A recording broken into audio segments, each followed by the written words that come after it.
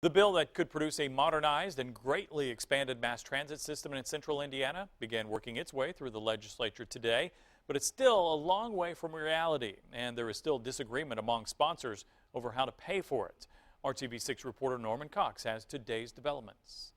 Indianapolis Mayor Greg Ballard urged state lawmakers to allow local residents to vote on whether to expand their transit system, a system he calls the missing link in making the city a Midwest powerhouse. We don't do a very good job of connecting people to available jobs, to cultural events, to sporting venues, to education, to health care, and to each other. Transit advocates say lack of mobility is seriously holding back the local economy. They hope voters in Marion and Hamilton counties, the two main population centers and business centers of the metro area, will be able to vote on an income tax increase to fund the expansion.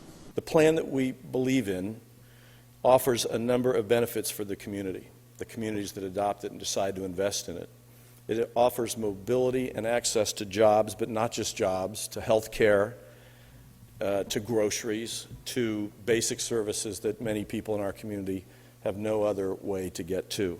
The plan that advocates are pushing calls for several north to south and east to west light rail or bus rapid transit lines and a doubling of existing bus service within Marion County. But this bill doesn't actually spell that out. What it really does is set up a local authority that would decide all that if and when the voters decide to fork over the money. You'll hear a lot of talk about a transit plan, but none of this is in here. And a lot of people think of this as a bill that involves light rail or train, and it may or may not if the transit authority or transit district is even set up. Despite the enthusiasm of advocates, critics still say central Indiana doesn't have the population density to support mass transit. And the cause could be hurt by infighting among the supporters, with some pushing an income tax increase and others favoring a sales tax. At the Statehouse, I'm Norman Cox, RTV6.